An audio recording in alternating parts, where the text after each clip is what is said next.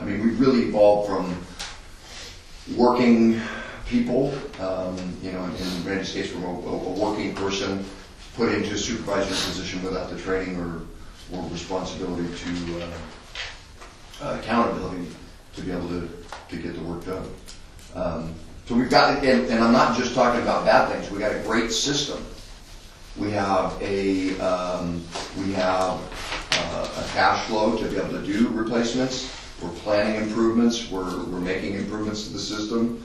Adding the redundancy in the booster pump, replacing the service lines, getting the zone meters together are going to save us time and save us money.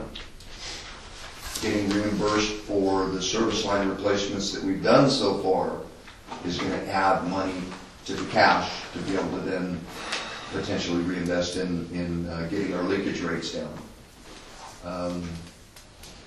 We've talked about using our own crews to do leak response, and the dilemma that we have in that, I had prepared a report in October 15 about the difficulty with dedicating a district crew to that in opening up the ground, you know, finding the location, opening up the ground, getting the construction done, closing it up, and never being called off of that with those people to go anywhere else, or having a trench plate ready to set over the top of it can be difficult because they are called off a lot for service orders and different things that go on. And then also the question of constructing our own works. We are limited to do force account work to the $25,000 that's in the government code. Force account means with our own people. So we could stretch it and say that replacing service lines is not a project. It really is a project. It really is. I don't know that we can say one service line is all we're going to ever replace, because we're continuously going out and replacing service lines. So that construction crew concept worked for Tuolumne Utilities District because they were a county water district that fell under different legal requirements. They could have a construction crew. The CSD can't. So I've just blown out a lot of information there. I think we're moving things in a good direction, getting the plans together. It's tying it all together that's really taking the time with trying to wrap up these projects and everything else. Go to the board. You go out to them first. Sure. Thank you for keeping on track here. Any comments? Yes, history. I'd like to apologize for calling you a liar. I should have just said you don't always tell the truth. In your own words, incidentally. Any other comments? Yeah, I'd like to. Yeah, I don't know whether we're going to get to this letter from Randy. But you know, I'm hard on Pete, purposely, because I don't like what he's doing. But when he came here, if you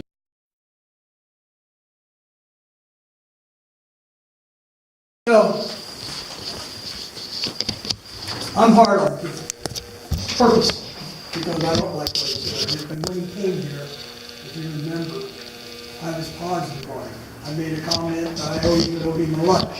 And he's helping me when I said, well, you something. Okay? This has all gone downhill. A lot of problems. Our problems are, but they're all wrapped around, it's not that we can't do them. It's that we can't do them from 50 miles away in Sonora and 50 miles away in Modesto, and all the action is happening down here.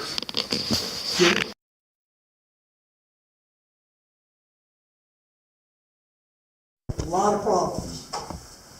Our problems are, but they're all wrapped around, it's not that we can't do them. It's that we can't do them from 50 miles away in Sonora and 50 miles away in Modesto, and all the action is happening down here. The solution to all of this, okay, whether we're talking about that $300,000 and whoops, I missed it on the budget, okay, because I didn't know about it, or whether we're talking about this deal right here. This is hands-on Well, this is Randy's deal about, we got a 16 to 20,000, I forgot. That what was it the is. bill in the, Yeah. I'm on track now, just wanna make sure. Which once again is a serious thing. Not the amount of money as such is a serious thing. It's a serious thing. It could have been a lot more, but it's all tied to, God bless Randy for putting up with all this. Okay? It takes some management right here. It takes some management in the office. It takes some management out in the field. And to keep trying to do this like we're doing it, this piecemeal stuff, and it isn't working, Danny. It just is not working. You know what? It It was in the consent calendar, it's Oh. I don't remember, it's either A, B, C, or D, and it's in this packet. Thank you. Any other comments? Emery, I'll go to you now. Well, Pete, you were talking about that we haven't taken care of stuff and things didn't get fixed and whatnot, but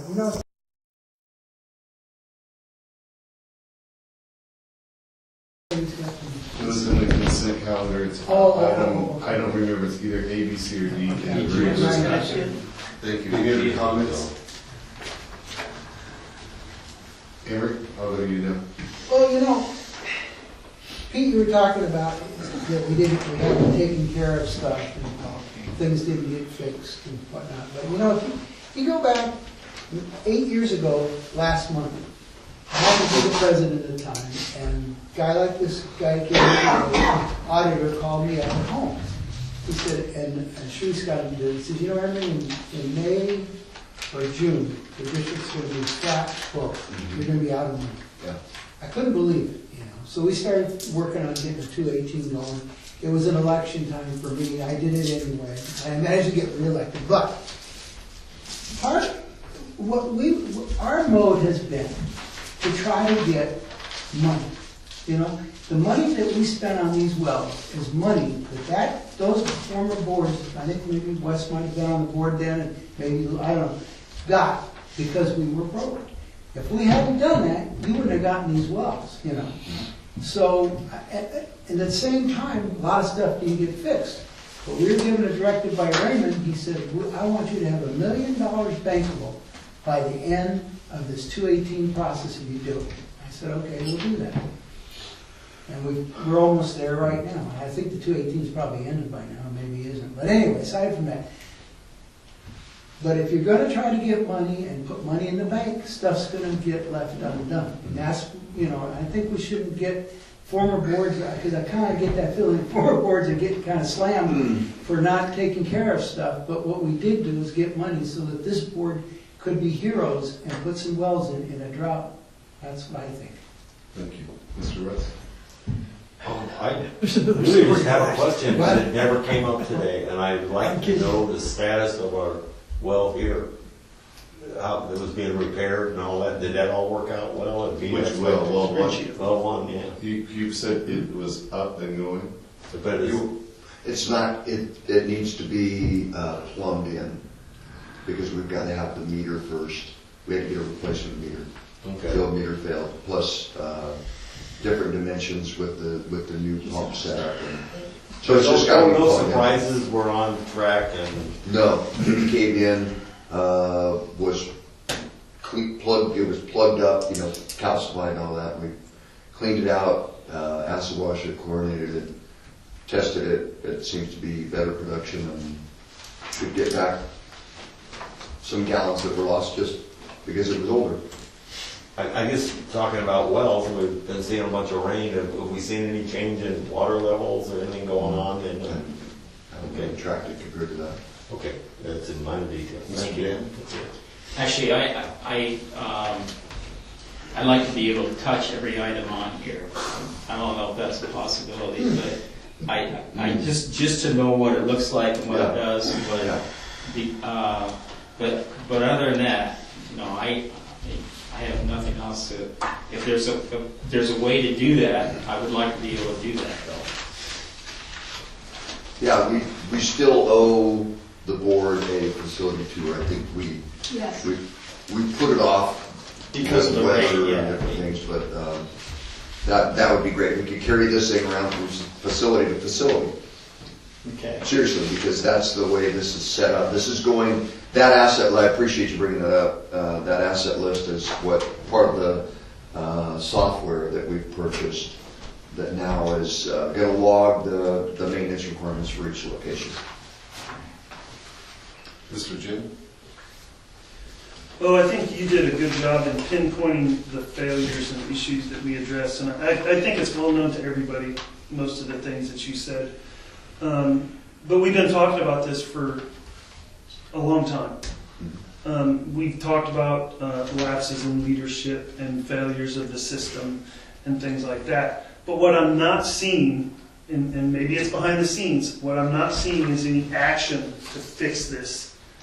We have contractors that are doing our bike breaks, they're fixing them now, which in my mind says that our people should have more time. I don't know, but logic is pretty easy. But yet we still have the comment, we're responding to emergencies, we're responding to emergencies. From what I'm taking, $157,000 bill to Neerich is responding to emergencies.